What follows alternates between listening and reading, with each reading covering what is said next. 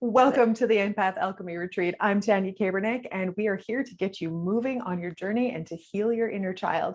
Today, our incredible guest is Brenda Davis-Matz. Did I say your name right? You did. Oh, perfect. Okay. So Brenda is also known as Two Feathers, and she is a multi-dimensional shaman. Her intuitive skills are comprised of abilities, both natural and developed. She's a Holy Fire 3, Karuna Reiki Master, light language channel, doTERRA certified essential oil specialist, artist, and outdoors woman. She utilizes these abilities to work with people, animals, and nature, assisting on the journey to living your unique through connected living. Sounds kind of weird, but living your unique is. There we go. Yeah, I'm like, am I living reading your that unique? right? Yeah. Living your unique.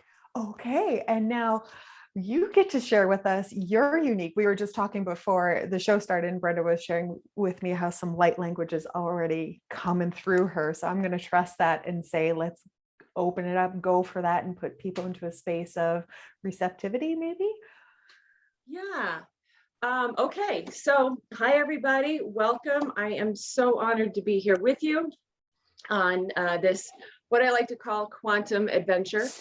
And so my light language, for those of you that may not be familiar with light language, it is a series of encodements. Imagine it like little packets of light that when you receive it, and it's usually spoken, written, signed, or sung.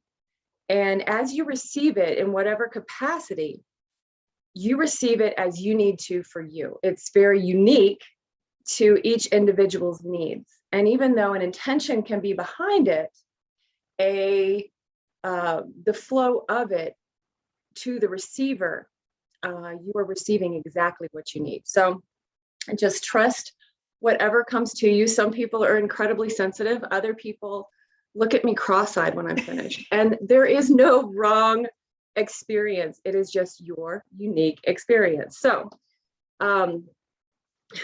my intention for this, as it was beginning to come up before we started the show, is an activation. And really, the Empath Alchemy Retreat, we are receiving from this authentic sense of feeling and really stepping into our authentic nature and opening up to new ways to connect, to open, to navigate our lives in whatever adventure or experience we are on. So with that said, see what you notice for you and really just enjoy it. There's, it doesn't have to be efforting. It's not meant to be. So just see what you feel for you.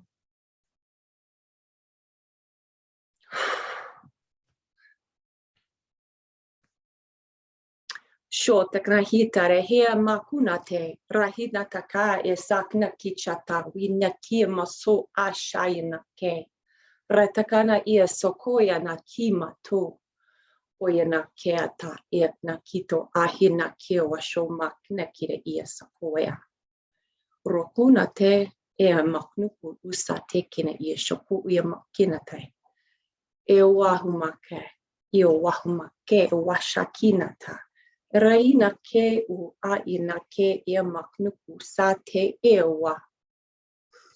Shoya no ku sa me te toka na te re ea sa kino ke e wahuna ka makshi ita e wahuna ke rahia.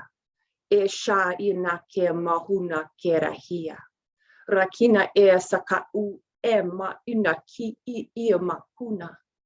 Rakina te ea. Shoku u ia makneki I soku u shea wahuna ke e hua a makina te e na isa. E oa ina kima u a ina kera hia. Shayana kera. Shayana kera. To una ke mosoku u shaki ia takana ia sokoro hucha. Rakina tara ia maknikita usa ia shaku ai mineti isa. E oa una kita e soku u shakina te awa. Ratina emuku ushashata I inaki I unakiawa. Ea nakushama takni isa.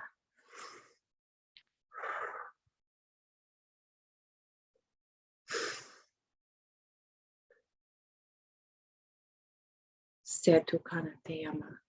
Sea nakia soko shatik nakita emo. Ratikinatea sa shata uniki mateo wohunaka. Setu kanatarahia se e shokuyana te iema. Seo nokosa ta nikita.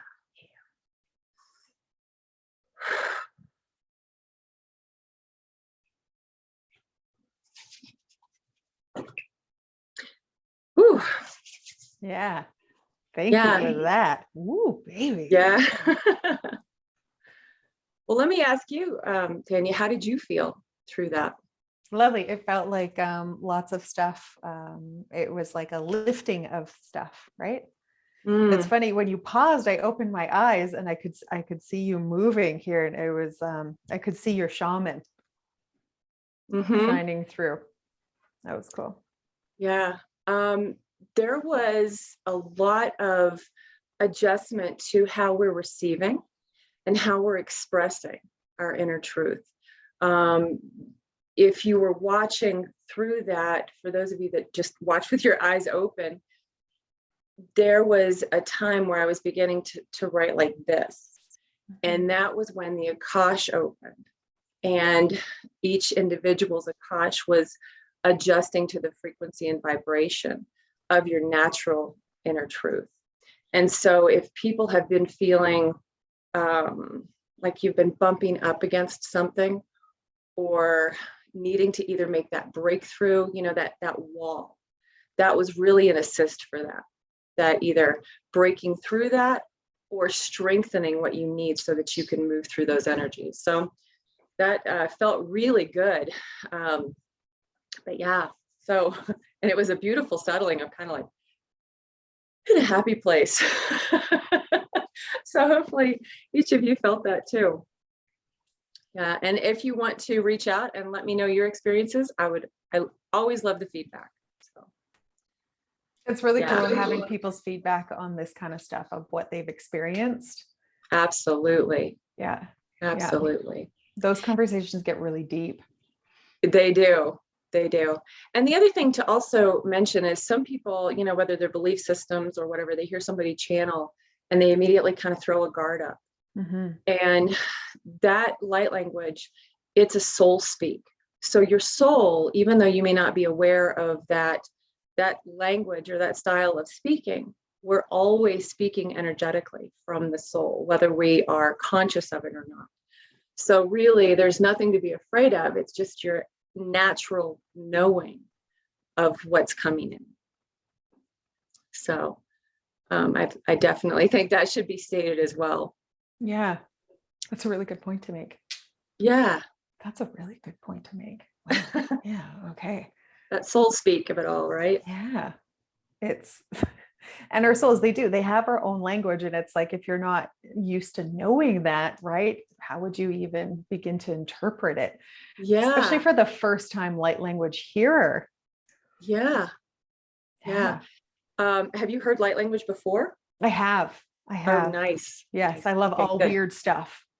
Right. So I'm like, give it to me. It's great, isn't it? Yeah. Do you have a really great roll off your tongue with it though? Oh, you speak it very fluently. Yeah, it's its own thing, really. And it's also interesting, the energy after the fact. Like right now, I actually feel the term I would use would be emotional, but it really is kind of this feeling of it's like emotion, like you kind of feel tears, but it's not really because you're sad. It's not really because you're nervous. It's like an expression, if you will. So if people are feeling that too, I would say that's totally normal. Yeah. As the release and readjustment happens. Yeah. Those breakthroughs are great. So I don't mean to interrupt you, Tanya. Just kick on. no, I'm interrupting you. You keep going. I'm like, oh my gosh. But yeah, but it's like, you know what? I was just thinking like our inner child is something that's stifled so much, our ability to speak up when we need to, right? I'm like, how perfect is this activation? Yeah. And I love that you said speak up, because really we are in this state of many of us are coming out. And so I love this, because our expression in our social construct at the moment is in a beautiful transition period where we are coming into ourselves in a state of awareness that we've never been able to access before. And we've signed on to do that. So there are no victims. You know, if you're going through your darkest days, you signed on for that. And it's a really difficult thing when you are in that moment to be okay with that. And as you adjust and grow through that, you find that you are stronger than you ever thought. And that's when you really begin to connect to that inner child, to that understanding. When you feel weak, you got skill. You have the ability to nurture and protect and manifest anything that you need to manifest. And the earth plane is really just a lesson in understanding how to manifest, how to move and play in the energy. And actually, that's another thing, you know, we talk about the inner child. Play. We don't play. We don't play. And, you know, a couple of things I would love to share. A quick personal story. I've got my dogs and I've got my horses, and I'm always out playing with them. But I was always taught we're going to work. So if you're going to go teach, you work. You go to a practitioner, they work on you. How about we go to somebody and we play with them? Or, you know, my dogs, when I would go to put their collars, I take their collars on and off at 9 and in the morning. And I used to say, let's put our work clothes on. And they all wag their tails. They love it.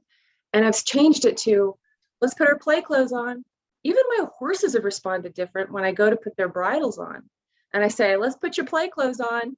It's like the energy of it has completely shifted. Instead of going, okay, the drudgery of work. It's, yeah, we're going to go play. What can we create? What can we do? And we just keep expanding on that. And, you know, again, as practitioners playing, yesterday, this is so cute. It's so funny. My husband and I are building fence on the ranch and, you know, building this fence line. And as we're going along, we had to both get down on our hands and knees. We have a very rocky area. So as we were post-hole digging, we're both on our hands and knees, pulling out the dirt and these small pebbles and these bigger rocks. And all of a sudden, I just had this sort of giddy kid feeling. And I said, it was right next to our garden. And I was actually in gratitude for the things that we've created. And I said, you know, if we were like really, really big one day, we could have this whole ranch and we could have this whole garden and we could have enough food. We could feed the planet. And I mean, granted, our garden's like 16 by 16, right? But I was having fun with it in that childhood, crazy, imaginative way that, you know, they move. And I watched my husband's reaction. And at first I thought, oh my gosh, he's going to think I have stepped off the deep end. And he didn't. He actually engaged. And we were like two silly kids digging holes in the dirt.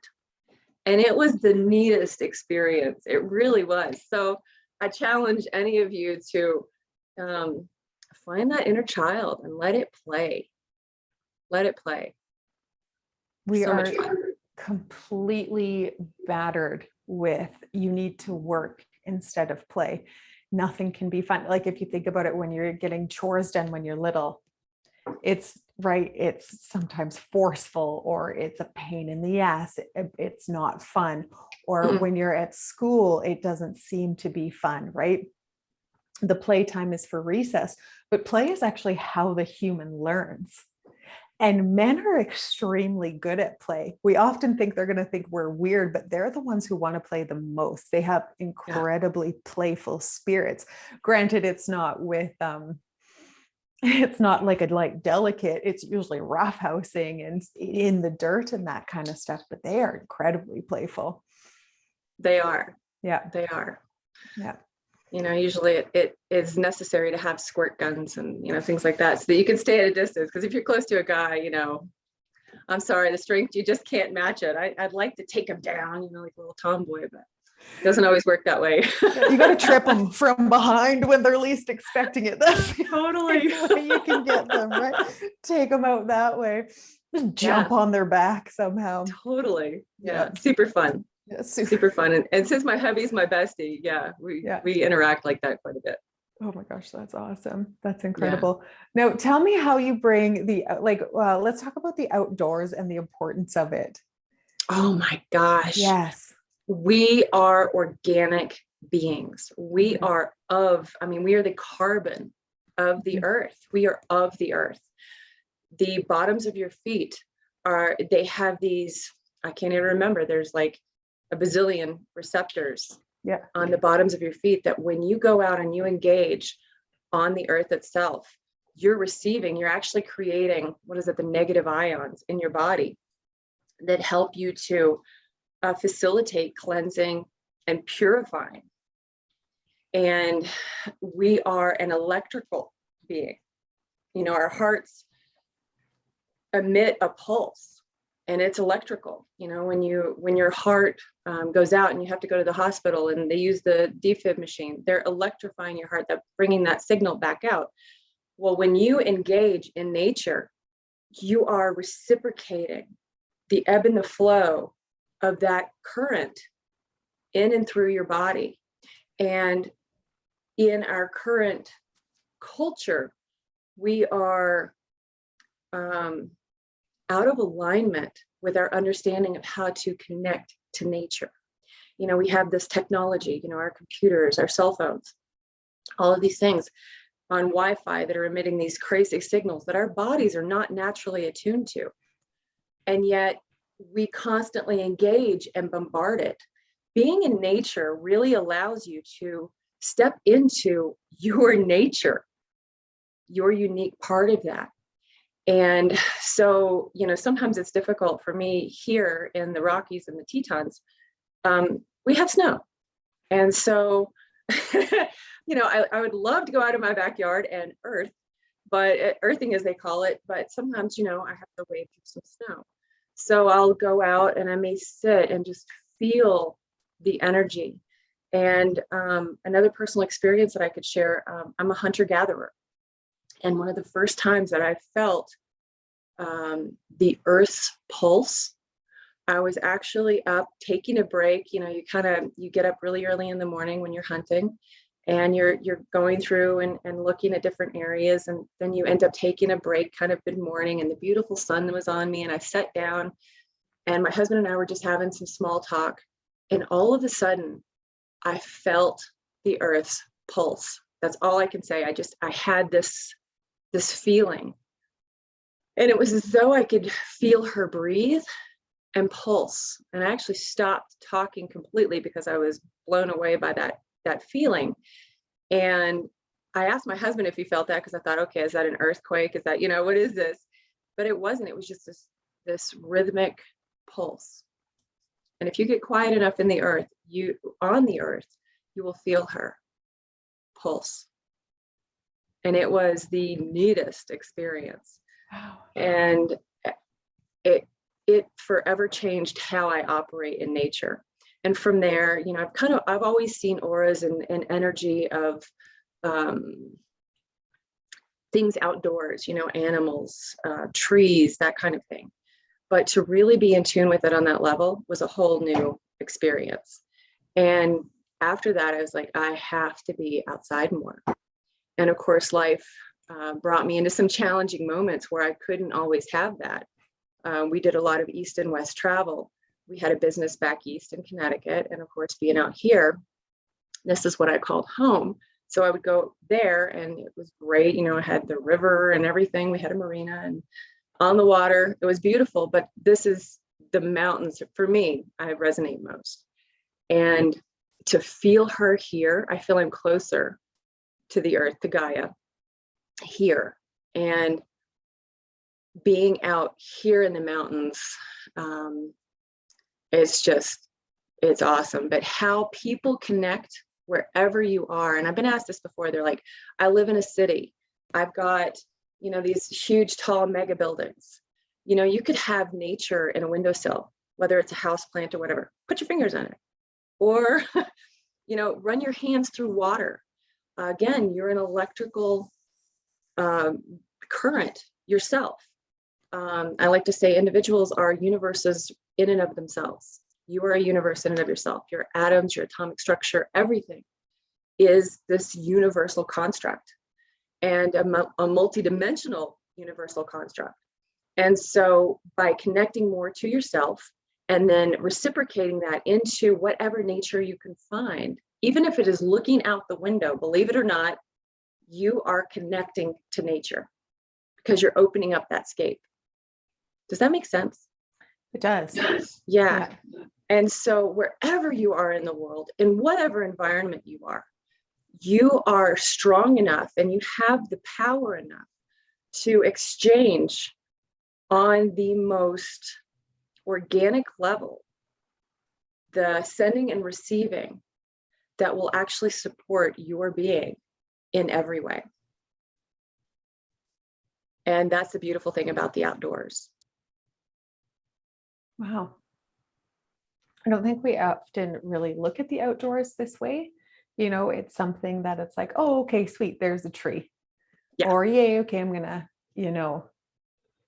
here's my house plants, right? Often they get killed.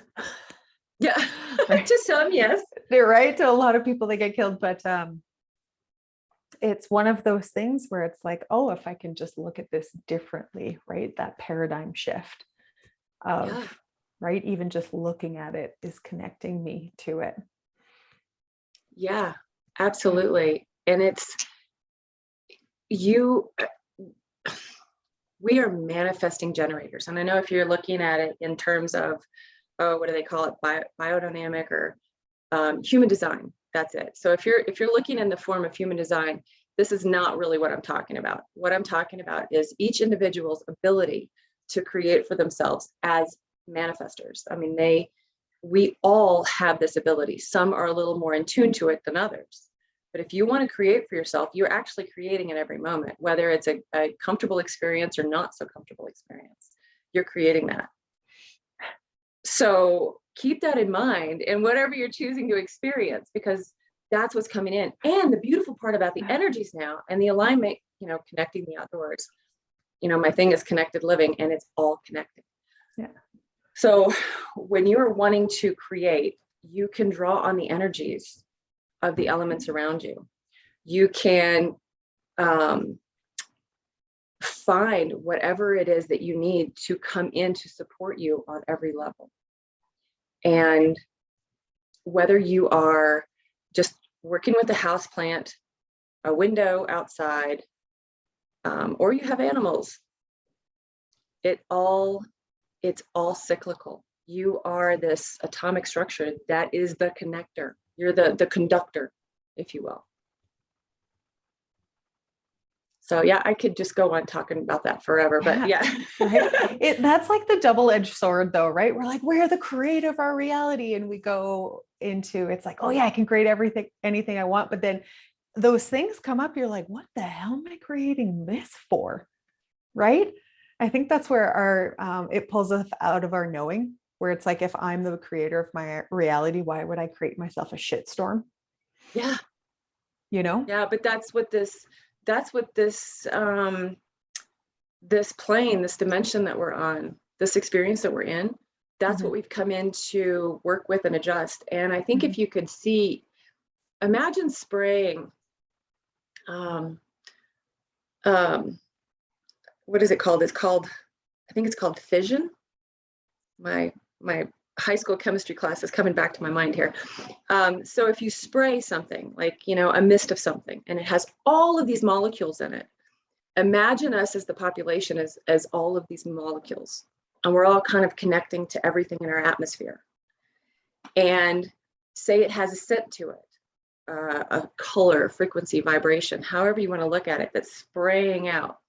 Think about that one mist, how it covers so many different things. And through fission, connecting to the molecules, that's when you get the scent or whatever it is that you're spraying into the air to connect to everything else. It's all connected. So the fascinating part about that is whether you are still just coming out of the mister or at the end of the spray, you know, you're still a part of this mist, and your experience is going to be so unique to your own and how you connect to everything else around you. But it comes back to, we're all connected. So how you're operating in your life is connecting to others. And that's when you really begin to, when you focus on that and connect deeper into the understanding of how it's all connected, you can then say, well, I don't really like going there. I'm going to go over here. Well, you have enough material in yourself to conduct and go a different way. And you can change that frequency and vibration, which then opens up to all of these new experiences. Again, comfortable or uncomfortable. And so you are never not able to navigate in the direction that you want to go. And if, you know, they'll say sometimes like, well, the universe is working against me, you know, they say rejection is protection, that kind of thing. Well, what you did is you set up something that gave you the bump that then redirected you. Mm-hmm. So it's, again, not that you got shafted or something. It's just that your energy is now saying, no, the energy, follow the energy this way. Mm-hmm. Yeah. And anyway, I hope I didn't digress on that. No, that was great. I just get so excited about stuff. Right? That's passion coming forward, right? And that's, it's like, oh, this stuff is so incredible. This is how you share it with people, right? Yeah. And it's inspiring when people speak so confidently about this, because while this is the whole theme of the retreat, it's not a common language we hear in day-to-day society, or unless you have a really strong spiritual tribe around you, these kinds of conversations aren't that common. And so it's lovely to bring it in. Yeah. And that's also the premise behind my personal work, being connected living, because I, you know, as a multidimensional shaman, and it's so funny when I hear myself say that, because there's this other Brenda that there's people that have no idea I do what I do. It's like, you know, a little Superman suit in there, you know. Yeah. And so, you know, I get to be, well, what is it? Lois Lane, not Clark Kent, Lois Lane. So feeling like, you know, I have this other personality and I'm always there. It's not like I'm not dressed like Wonder Woman. It's that people just, for whatever reason, in their frequency, they're not seeing or resonating to that information necessarily yet. And just because they're in my world doesn't necessarily mean they need to be a part of that information, because they're also experiencing. Right. So sometimes I will have light language that wants to come out. And I'm like, okay, well, how do I encapsulate that in a way that is constructive, because I am going to be checked into a clinic if this certain group sees me, right, or hears me. And so I have to be pretty constructive, and a lot of times my hands will move or something like that, but it's getting the energy to move, and it's also not shutting down what it is that I have coming up, because for whatever reason I'm sensing something that is coming forward. So while you don't want to suppress who you are, there's also that natural engagement that you have to respect others in their experience, but also respect yourself in the space that you're in, and try to stay in a confluence of energy, like the confluence of, you know, where you can run side by side without ever really blending hard. You know, you see rivers come together.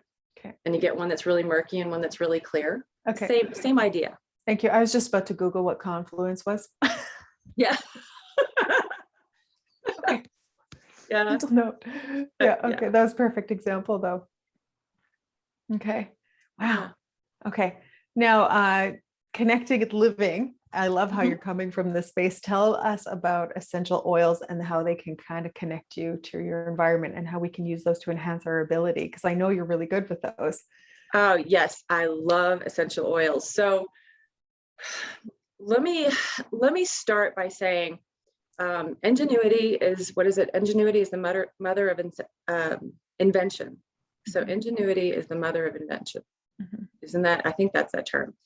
So It from is a now. space, I just created that. So if it's not out there, yeah, it is now. My other favorite word, domesticated. That is actually something I created when I was in high school. That's Yeah, fun. domesticated. And I actually heard somebody say it a long time ago, but I have said it since I was in high school.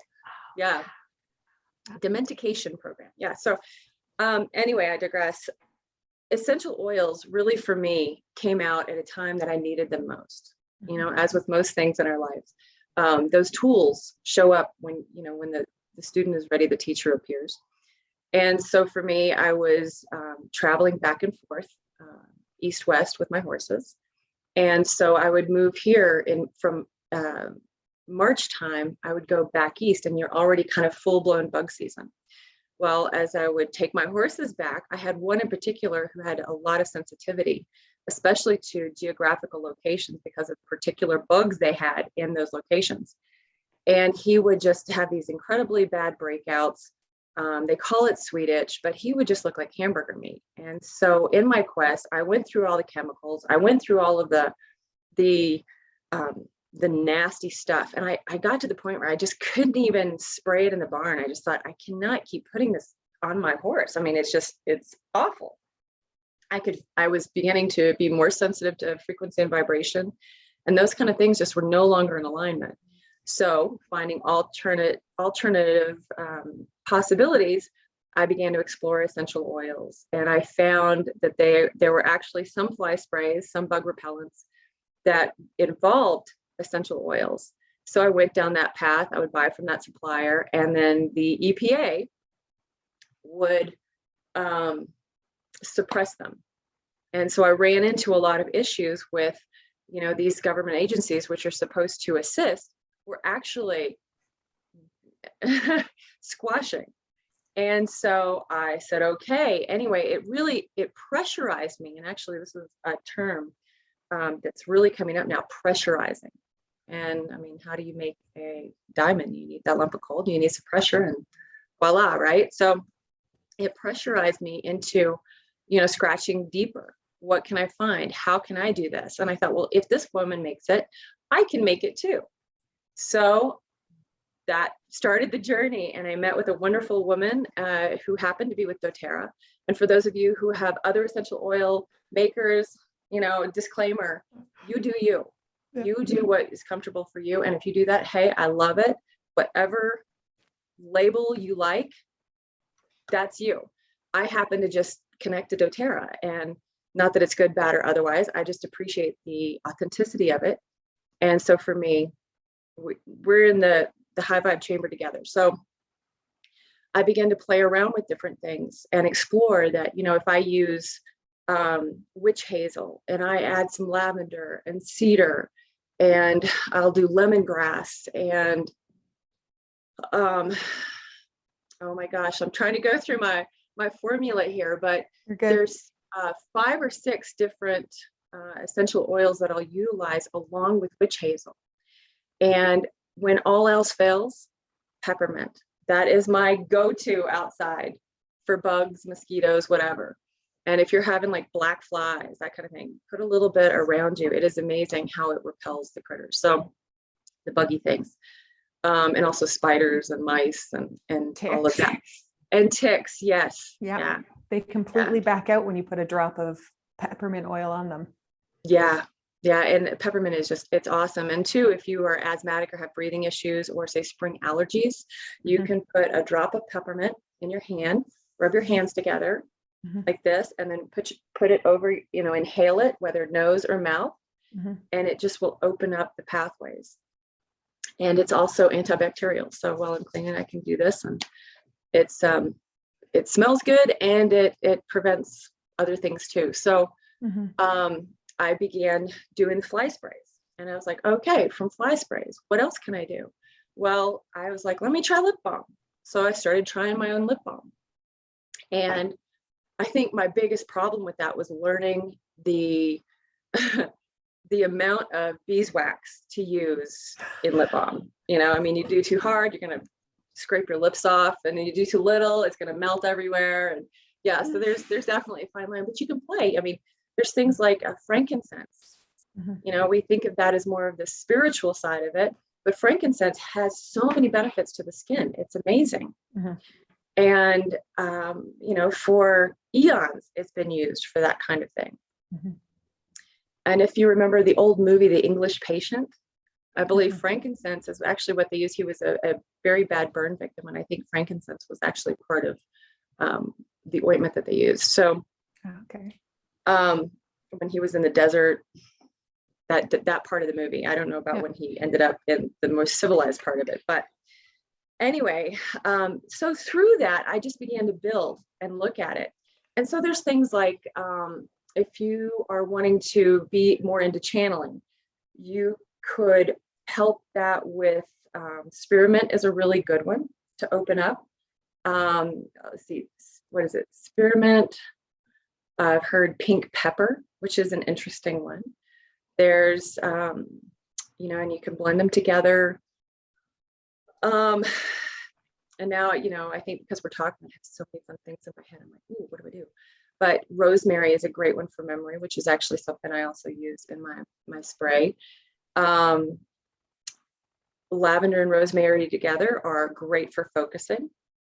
And so I think a few tools in knowing essential oils is you have to understand if you're using them on the skin of you or an animal, it's important to understand sensitivity. Not everybody is going to be super easy with oils. You may have to blend them with a fractionated coconut oil, something like that, like a carrier oil that helps to soften the intensity. Oregano is considered a hot oil, and yet oregano is an absolutely wonderful one to take for any kind of immune issue.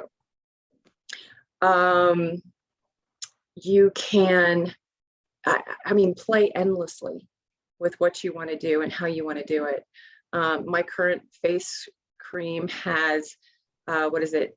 Ylang ylang and frankincense. And I even added a little bit of copaiba, and which is really neat. It's a doTERRA product that is, it's actually harvested like maple syrup is from trees.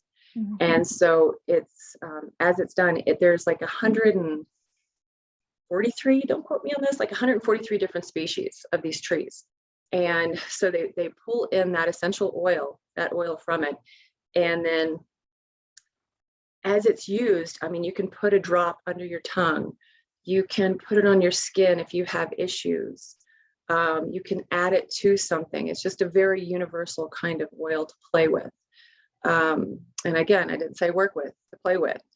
And so you can mix and match and play. And so anyway, I don't want to bore you if you're not into oils, but they can be super fun, beneficial, and incredibly supportive to your environment, either energetically, frequency-wise. You know, you have just a lot of options with them. Yeah, you do. And you know what, I get, like, people are like, oh, essential oils are boring, but it makes a massive difference on your nervous system when you swap out your cleaning supplies with essential oils, like the reduced amount of headaches, right? Because you're talking about how everything's connected, and it's Absolutely. using toxic household cleaners, which nearly every commercial cleaner is toxic. And when you can replace it with vinegar, baking soda, and essential oils, Exactly. it changes your the stress levels in your body. And again, so when we're talking about inner child, right, like a lot of us have an oversensitive or a highly sensitive emotional system, right, a highly sensitive nervous system. And to replace your cleaning supplies, or even just to diffuse this in your home, a Absolutely. game changer. Absolutely. Yeah, I've actually Yeah. got one right here. You're right there. Yeah. I Right remember by me. like before I could even get into spirituality, removing fluoride from my life, from my toothpaste and from my water, and moving into natural cleaning. So I started cleaning with like microfibers and stuff. That was when I could really start moving, was when my body got online and removed a lot of the toxins. It's, Absolutely. you know, Absolutely. So for those of you, I'll give you a quick one for oven cleaning. You're oh, talking about baking soda, vinegar. So you like can you're at my actually house right now. just take just just take a mason jar, whatever you have, and you can put like a sprig of rosemary, and you could do some lemon peels, orange peels. Play with it. Some people will say, "Oh, you need 3," or "Oh, you need 2." I say work with whatever works for you. You may find that 2's better, three's a crowd, whatever. But so just have fun with it, and put those in vinegar, and just let them sit in a cabinet 10 days, say. Bring that out. You can then use that. You may want to put in a spray bottle, spray your oven down, add some baking soda, and watch the magic. It bubbles up all of the fun stuff. And then you mix and match with that. But like you said, vinegar, baking soda, um, and then citrus, I would say, Yeah. more than anything. You can Yeah. do The grease. for your counters, you can do lemon and vinegar, things like that. Yeah, it makes such a difference. And 2, connecting into the physical body, you have your neural pathways, like the parasympathetic nervous system is responding to that, that fight or flight. You're actually feeling the vibration of whatever cleaners you're using. You are. And then the oven bakes it into your food. Yes, microwaves. Oh, Microwaves. oh my Hello, gosh. radiation. Yeah. You might as well not even eat what you're putting in the microwave, because you have just totally nuked all of the nutrients from it. Yeah. There's a reason we call it nuke it. Mm-hmm. Yeah. Yeah, I know. totally. That's a huge thing. Yeah. Yeah, I do have one in my home. I can't tell you when I've used it. Yeah, for water, I mean, you're going to kill your water if you put it in there. Oh yeah. And you talk about fluoride. Cilantro is actually a wonderful way to clear the Fluoride. pineal gland. Mm-hmm. Yeah. Yeah. To decalcify it from all that fluoride in our water. Yep. Yeah. Definitely. And our toothpastes. Yeah. Absolutely. So yeah. That's a whole topic. We need another hour to talk about We do. fluoride. We totally do. Yeah. No, you've shared incredible, like that light language with us, the outdoor stuff, the essential oils. Do you have anything else to add? Do I have anything else to add? I would like to say that, we are all on our own unique journey, and yet we coexist, correspond, and ebb and flow through each other's world. And, whether it is a reason, a season, a lifetime that you connect to somebody or something, someplace, it is always good to allow yourself the space for change and growth and release if need be. And kind of connecting back to the topic of the show and the inner child. If you're going to authentically connect passionately to your creative endeavors, it is most important that you always consider what that child is doing, where that child is in relationship to how you're living, where you're living, and what you're doing. And if you incorporate that, life will open up in the most unexpected, wonderful ways that you could ever imagine. And I'll say this too, in the energies that we're in the cycle that we're in the moment, we're in a space unlike ever before that we are creating on an on a nuclear level, the space that we're moving into. So all of these fear stories that are around us currently, kind of, manipulating how we feel on a moment to moment basis. If you are operating from your heart, those fears will change into power. You'll be empowered from the heart. So just remember that as you're moving through your day, moving through the scenarios that you're going through in your personal experiences. And it's a quantum adventure. It's meant to be an adventure. That's what you're here for. And if there's something scaring you, that's that little child saying, hey, what about me? So grab that kid, give him a big hug, say you're there for him, and rock on. You got this. So, and then, yes. And so that being said too, on a fun note, everybody loves giveaways. And am I jumping the gun? Nope, go. Okay. All right. So everybody loves giveaways. So actually, what I am putting forward into the gift for this retreat is to offer 50% off my services. You'll need the code alchemy at checkout. And you can go into my website, brendadavismatz.com. And I'm sure, Tanya, you have them either in the bio or some place they're located. And if you'd like to connect with me personally, talk about oils, outdoors, whatever, you can go there and do that at 50% off. And I'm super excited about that. Bundle packages, if you're interested in that, please reach out to me privately, send me an email. I was trying to work that out on the website, but during the show, we are in a Mercury retrograde. So nobody's immune. Nobody's immune. So I'm working like everybody else with that. And so just connect with me privately if you are interested in those bundle packages. And then two, while you're on my website, you're going to want to go to the Members Gateway and join there. It is completely free. And I'm going to be doing giveaways during the retreat. So I've got a lot of fun stuff. There's essential oil stuff. There is, there's a lot of essential oil stuff, but yeah, there's even some of my artwork that you can see in the back there, and you can learn more about that there. And, in the meantime, just play. Let's play. We need more play in the world. So any play you can offer, I'm there. And I do appreciate this, Tanya, you putting everything together. And I know it's been a monumental effort and to coordinate all of us practitioners. But yeah, thank you for doing that and doing what you do. Thank you. It's been my pleasure. I'm having so much fun. And I love this basket that you have, all your giveaways. That's incredibly cool. Yeah. And your very generous offers. I love those. Thank you for supplying those. And thank you for your wisdom that you've shared with everybody today. It's been an incredible honor. And as always, listen to this more than once because you're going to hear different layers of it because there's a lot of information being presented. And thank you not only to Brenda, but to you, the viewer, for tuning in. And remember, tomorrow, there's even more wisdom being delivered directly to your inbox. And you know how this goes.